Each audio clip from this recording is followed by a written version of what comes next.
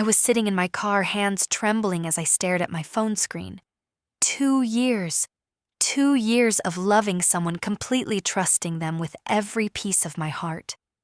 2 years of believing that what we had was real, sacred, unbreakable. But there I was watching a TikTok video that shattered everything I thought I knew about the person I shared a bed with every single night.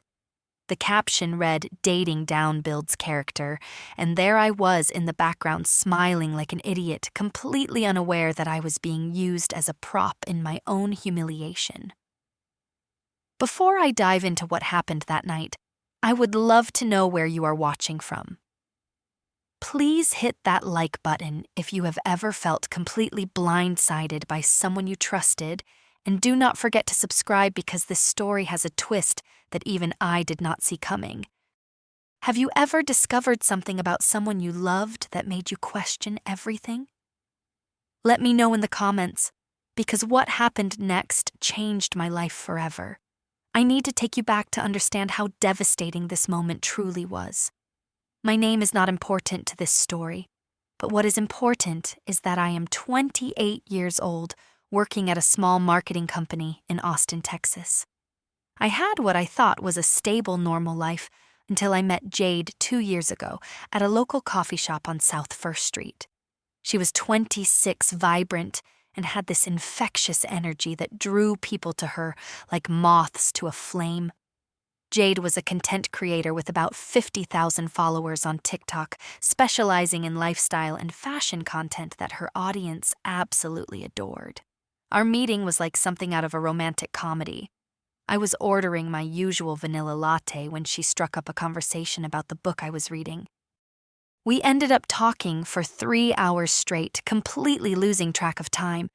She told me later that she loved how grounded and authentic I was, so different from the guys she usually dated in the influencer world. I felt like I had found my person, someone who saw past the surface and valued the quiet, steady love I had to offer. Those first few months were magical. We would go hiking in the hill country every weekend, have late-night conversations about our dreams and fears, and she would always tell me how much she appreciated my stability in her chaotic world of content creation. Jade would say things like, "You are my anchor," and "I love how real you are compared to everyone else in my space." I believed every word, because I felt the same way about her. She brought excitement and spontaneity into my structured world, while I provided the calm, supportive foundation she claimed she needed. After a year of dating, we decided to move in together. We found a cute apartment in East Austin, nothing fancy but perfect for us. This is where things started to shift, though I was too in love to recognize the signs. Jade's income from content creation was inconsistent good, some months, and practically non-existent others. I naturally picked up more of the financial responsibility, paying for most of our rent, groceries, and date nights. I did not mind at all because I believed we were building something together and her success would eventually benefit both of us. But as Jade's follower count grew, climbing from 50,000 to nearly 100,000, I began noticing changes in her behavior. She started making comments about needing to upgrade her lifestyle to match her growing audience expectations. She would scroll through other influencers' profiles and make observations about their boyfriends' careers, apartments, and cars.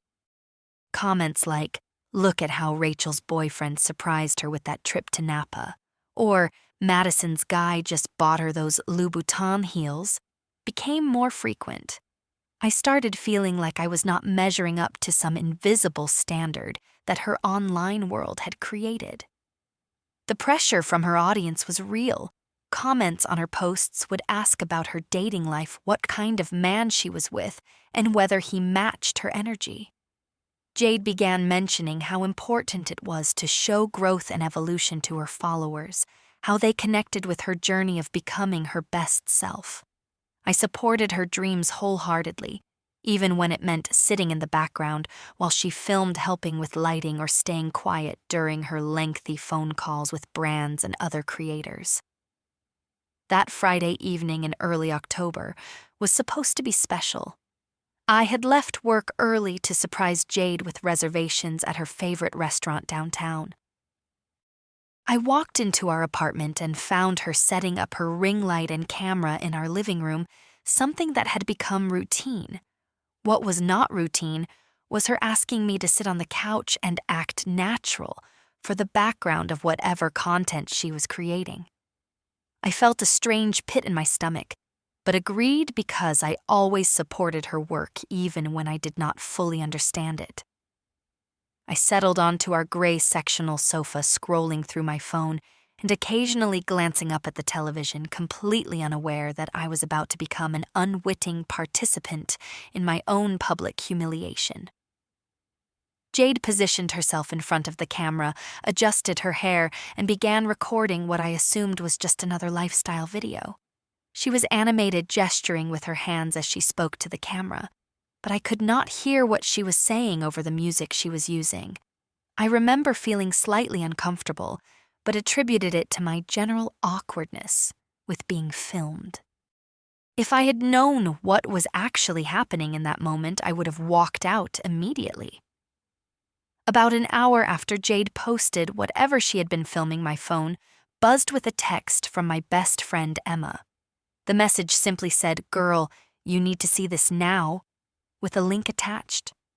Emma and I had been friends since college, and she was one of the few people in my life who was not afraid to tell me hard truths when I needed to hear them. She had always been supportive of my relationship with Jade, but had occasionally made comments about certain behaviors she found concerning. I clicked the link, and my entire world collapsed in that moment. The TikTok video opened with Jade looking directly into the camera, perfectly lit and smiling that confident smile I had fallen in love with. But the caption at the bottom of the screen made my blood run cold. "Dating down builds character." The audio was some trendy sound about personal growth and evolving, but all I could focus on was those 4 words, and the fact that I was clearly visible in the background, completely oblivious to what was happening. The video had already garnered 15,000 views in just 1 hour, and the comments section was exploding with responses. I scrolled through them with increasing horror and disbelief. Her friends were commenting with laughing emojis and phrases like, "Girl, you are so real for this," and "We love an honest queen." One comment from Sarah, someone I recognized as one of Jade's closest influencer friends, read, "Finally, someone said it," with multiple fire emojis. These were people I had met at parties, people who had smiled to my face and acted like they enjoyed my company. But it was not just her friends. Complete strangers were piling on with comments like, "The boyfriend in the back is so clueless, LOL," and "This is why I only date up," accompanied by crying, laughing emojis. I read comment after comment from people who felt entitled to judge my worth based on a 30-second video. The engagement was incredible from a content perspective, but from a human perspective, it was devastating. I was watching hundreds of people laugh at my expense, discussing my relationship like it was entertainment for their consumption. The most painful part was realizing that Jade's friend group had clearly been discussing this behind my back. The immediate and enthusiastic responses from people who knew us both indicated that this was not some spontaneous content idea. This was something that had been talked about, planned, and executed with the full support and encouragement of her inner circle. People I had shared meals with, people I had considered friends, had been viewing me as someone Jade was settling for. I sat in my car reading these comments for what felt like hours, but was probably only 20 minutes. Each new notification felt like a punch to the stomach. The video kept gaining traction, being shared and commented on by people who had never met me, but felt qualified to discuss my relationship and my worth as a partner. I realized that this was not just about one video or one moment of poor judgment. This was about how Jade truly saw me and how comfortable she was sharing that perspective with the world. When I finally composed myself enough to drive home, I found Jade in our kitchen, practically glowing with excitement about the engagement her video was receiving. She was refreshing the comments section and reading them aloud to herself, occasionally laughing at particularly funny responses. The disconnect between her joy and my devastation was jarring. This was the woman I loved, celebrating my public humiliation as a career achievement. I approached her slowly, my phone in my hand with her video still playing on a loop. I asked her about the caption, trying to keep my voice steady and give her a chance to explain. Her initial response was defensive and dismissive. "It is just content, babe. Do not take it so seriously." When I pressed further, asking her what dating down meant in reference to our relationship, she seemed annoyed that I was not understanding the bigger picture. "Look," she said, setting her phone down with obvious reluctance. "My audience relates to growth mindset content. They want to see authenticity about my journey." When I asked her to explain what that meant specifically, she continued, "You are stable, which is great, but that does not mean we cannot acknowledge that there are different levels to things." Her words felt like ice water in my veins. She was talking about me like I was a stepping stone in her personal development narrative. The conversation continued for another few minutes, with Jade trying to explain that it was all about marketing and audience engagement. She insisted that I was taking it too personally and that I should be proud to be part of content that was resonating so well with her followers. But every explanation made it worse because it revealed how completely comfortable she was commodifying our relationship for social media success. I was not her partner in that moment. I was content, and content that was performing very well. I excused myself and locked the bathroom door behind me. The tears came immediately, and I found myself sobbing in a way I had not cried since my father passed away 5 years earlier. This was not just sadness. It was a complete dismantling of everything I thought I knew about the person I loved and the relationship I had invested 2 years of my life building.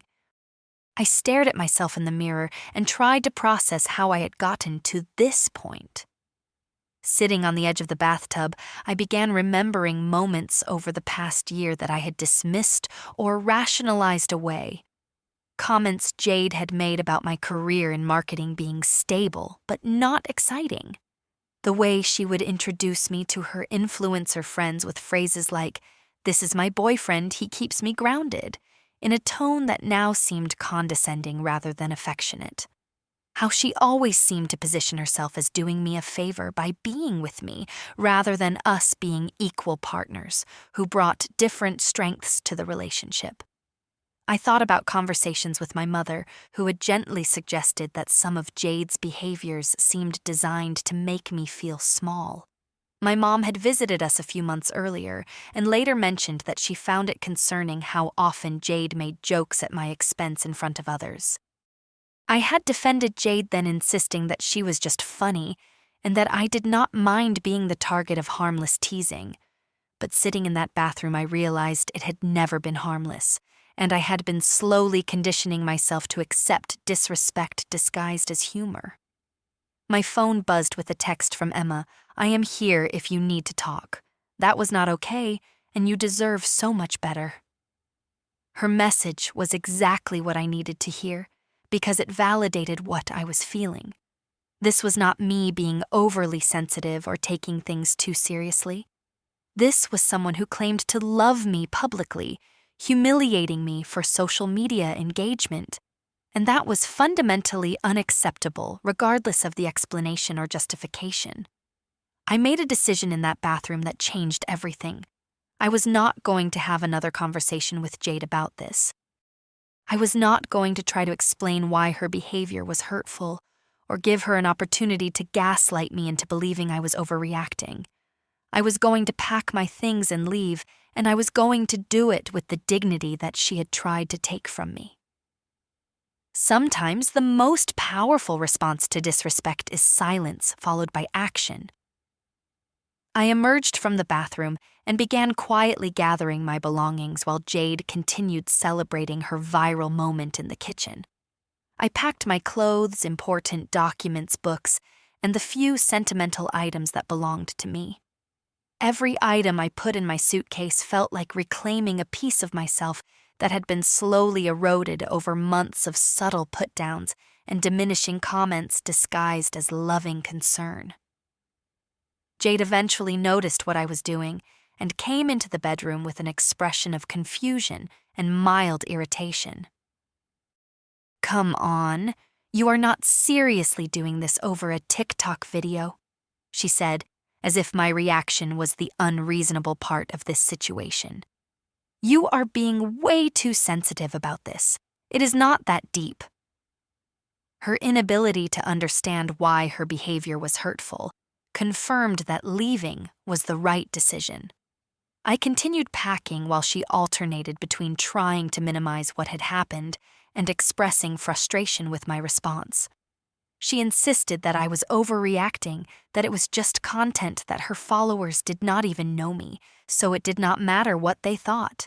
Every word she spoke reinforced my decision because she was more concerned about my reaction disrupting her social media success than she was about how her actions had affected me. When I finished packing, I left our apartment keys on the kitchen counter with a note that read, "Dating down built my character too. Thanks for the lesson." I did not say goodbye. I did not engage in a lengthy argument, and I did not give her another opportunity to make me feel like my hurt was unjustified. I simply left, and the sound of that door closing behind me was the sound of my self-respect being restored. I drove to Emma's house in complete silence, while my phone buzzed continuously with calls and texts from Jade. I did not answer any of them because there was nothing left to say. She had shown me exactly who she was and how she viewed our relationship, and I chose to believe her rather than the version of herself she presented when it was convenient. Emma welcomed me into her guest room without judgment or questions, though I could see the anger in her eyes on my behalf. The first week after leaving was a blur of processing emotions I had been suppressing for months. I took a few days off work and spent time walking around Ladybird Lake, trying to understand how I had allowed myself to accept so little for so long. Jade's attempts to contact me evolved over those first few days in a pattern that became almost predictable. The initial messages were angry, accusing me of being dramatic and throwing away a good relationship over nothing. Then came the bargaining phase where she offered to delete the video and promised it would never happen again. Finally, desperation set in with messages about how much she missed me and how we could work through this if I would just talk to her. But I maintained complete silence because I knew that any response would give her an opening to manipulate the situation. Jade was skilled at making me feel like my concerns were invalid, and I was not going to give her another opportunity to convince me that my hurt was unjustified. I had learned that sometimes the kindest thing you can do for yourself is refuse to engage with people who do not respect your worth. The video continued gaining traction throughout that first week, eventually reaching over 100,000 views. But something interesting began happening in the comments section. As the video spread beyond Jade's immediate follower base, people started questioning the cruelty of the content. Comments began appearing defending the boyfriend in the background and criticizing Jade for publicly humiliating someone who appeared to be quietly supportive. The backlash was not immediate, but it was steady. People began pointing out that the man in the video looked happy and relaxed, clearly unaware that he was being used as a prop in his own humiliation. Comments like, "This is actually really mean," and "How would you feel if someone did this to you?" started appearing more frequently. The tide of public opinion was slowly shifting, and Jade was forced to disable comments when the criticism became overwhelming. She even showed up at my workplace one afternoon waiting by my car when I got off work. I saw her from the office window and asked my coworker Marcus to walk me out as a buffer. Jade tried to approach, but I kept walking and did not engage. Her presence at my job felt like a violation of the boundaries I had established, and it reinforced my decision to maintain no contact. During this time, I started seeing a therapist to understand why I had accepted disrespectful behavior for so long. Those sessions helped me recognize patterns in my relationships where I had prioritized other people's comfort over my own dignity. I realized that I had been so focused on being the supportive, understanding partner that I had forgotten to expect the same treatment in return. I also reconnected with hobbies and friendships that I had neglected during my relationship with Jade. I joined a hiking group that met every Saturday morning, started reading again, and spent more time with Emma and other friends who actually valued my company. For the first time in months, I felt like myself again rather than a supporting character in someone else's story. 2 weeks after I left, my phone buzzed with an unexpected message from Madison, one of Jade's best friends from her influencer circle. Madison and I had always gotten along well, and I was surprised to hear from her given everything that had happened. Her message contained a screenshot that made my heart race, but not in the way I expected. The screenshot Madison sent showed that Jade had deleted every single post from her TikTok account.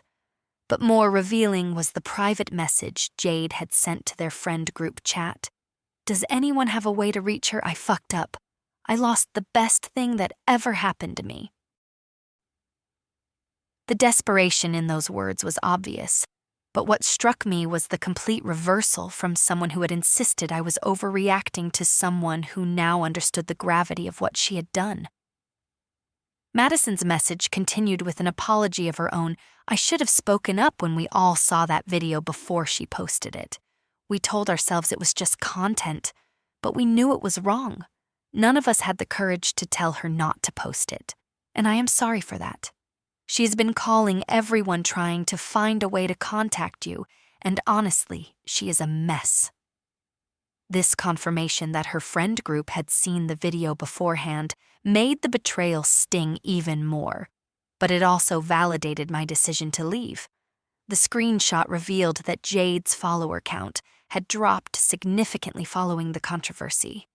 Apparently, the backlash had been severe enough to impact her brand partnerships and overall social media presence. Several companies had pulled sponsorship deals after the video went viral for all the wrong reasons, and her engagement rates had plummeted as people unfollowed her account. But more than the professional consequences, Madison described a person who was genuinely devastated by the loss of our relationship. "She keeps saying she did not realize how much you meant to her until you were gone," Madison wrote. "I know you probably do not want to hear this, but she genuinely seems to understand now how badly she messed up." Part of me felt a small sense of satisfaction that there were real consequences for her actions, but mostly, I felt sad for both of us. I did not respond to Madison's message immediately because I needed time to process this information. The vindictive part of me was glad that Jade was experiencing consequences for her behavior, but the part of me that had loved her for 2 years felt sorry that it had taken losing me for her to understand my value. It was a complicated mix of emotions that required careful consideration. Over the following months, I focused entirely on my own healing and growth. I threw myself into therapy sessions that helped me understand my own patterns and triggers. I learned about setting boundaries, recognizing red flags, and most importantly, understanding that love should elevate both people rather than diminish either one. My therapist helped me see that truly healthy relationships make both partners feel valued and supported, not like one person is doing the other a favor. I also received a promotion at work after my supervisor noticed that my focus and performance had improved dramatically. Without the constant underlying stress of feeling inadequate in my relationship, I was able to excel professionally in ways I had not realized were being impacted. It was remarkable how much mental energy had been consumed by trying to prove my worth to someone who had already decided I was not enough. I started dating again about 6 months later, but with a completely different mindset. I knew what I brought to a relationship, and I was no longer willing to settle for someone who did not appreciate those qualities. When I met David through the hiking group, our connection was immediately different from anything I had experienced before. He celebrated my career success, supported my goals, and never once made me feel like he was settling for me. The most important lesson I learned was that when someone shows you how they really feel about you, believe them the first time. Jade had shown me through countless small actions and comments that she viewed me as less than, but I had rationalized those moments away because I wanted to believe in the version of her that she presented when it was convenient. The TikTok video was just the most public expression of feelings she had been showing me all along. I never responded to those messages asking friends to reach me because some bridges once burned by disrespect are meant to stay that way. And honestly, I am grateful for that TikTok video because it showed me exactly who I was dating, and more importantly, it showed me who I deserved to become. Sometimes the most painful lessons teach us the most about our own worth. That experience taught me that real love does not require you to make yourself smaller so someone else can feel bigger. It taught me that supporting someone's dreams should never come at the cost of your own dignity. And it taught me that walking away from someone who does not value you is not giving up on love, it is making space for the love you actually deserve. What about you? Have you ever been in a relationship where you felt like you were not enough? Have you experienced that moment where someone showed you exactly how they felt about you through their actions? I would love to hear your stories in the comments below, because these experiences, as painful as they are, often lead us to exactly where we need to be. Please hit that like button if this story resonated with you. Subscribe for more real talk about relationships and self-worth, and share this with someone who might need to hear that they deserve better than settling for less than they are worth. Thank you for listening to my story, and remember that your worth is not determined by how someone else chooses to treat you. You deserve love that lifts you up, not love that makes you question your value. Take care of yourselves out there.